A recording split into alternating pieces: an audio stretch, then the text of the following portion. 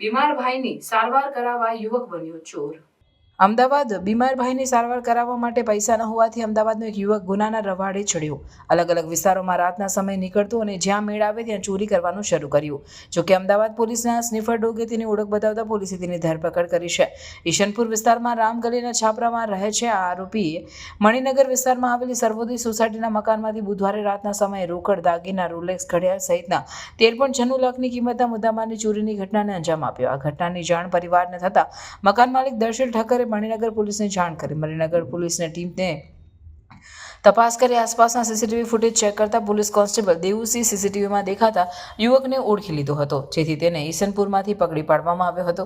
પોલીસે ઘટના બનતાની સાથે જ પુરાવા મેળવવા અને આરોપીને પકડવા માટે ડોગ સ્કોડની મદદ લીધી હતી।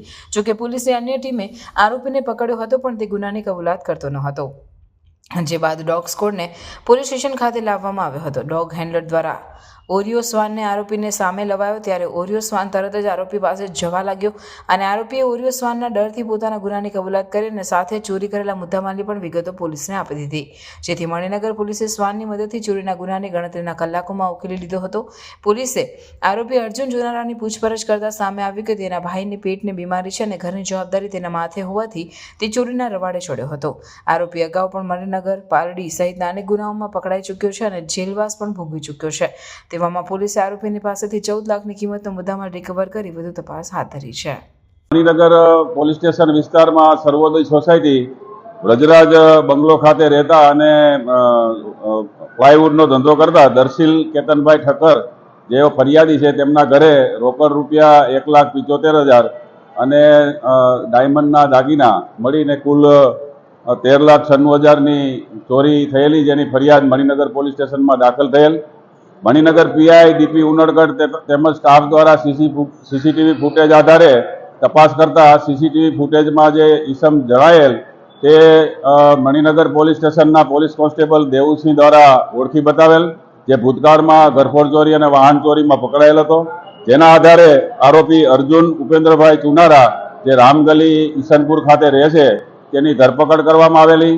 આ સતમંદને પોલીસ સ્ટેશન લાવેલા ત્યારે એએસઆઈ અજીતસિંહ જે ડોગ હેન્ડલર છે તેમના દ્વારા ઓરિયો ડોગ દ્વારા એને શૃંગારવામાં આવેલ, જેના આધારે તેને પણ ઓળખી બતાવેલ, જેથી એક વધારાનો પુરાવો મળેલ અને આરોપી ભાંગી પડેલ। જેના આધારે આરોપીએ જે ચોરી કરેલ તે તમામ મુદ્દામાલ રજૂ કરી દીધેલ અને તમામ મુદ્દામાલ કબજે કરવામાં આવેલ છે।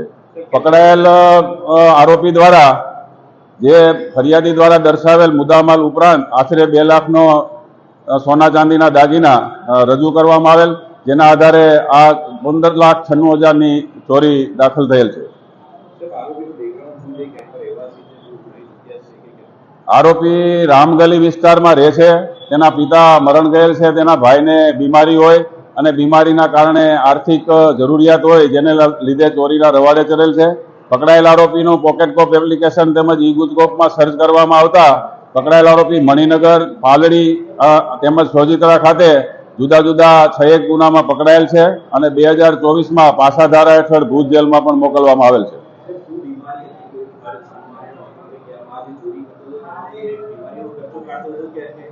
પકડાયેલ અર્જુન ચુનારાનો મોટો ભાઈ છે, એને પેટની બીમારી હોય અને અવારનવાર દવા માટે પૈસાની જરૂરિયાત હોય, જેથી આ ચોરીના રવાડે ચડેલો હોવાની કબૂલાત કરવામાં આવેલ છે।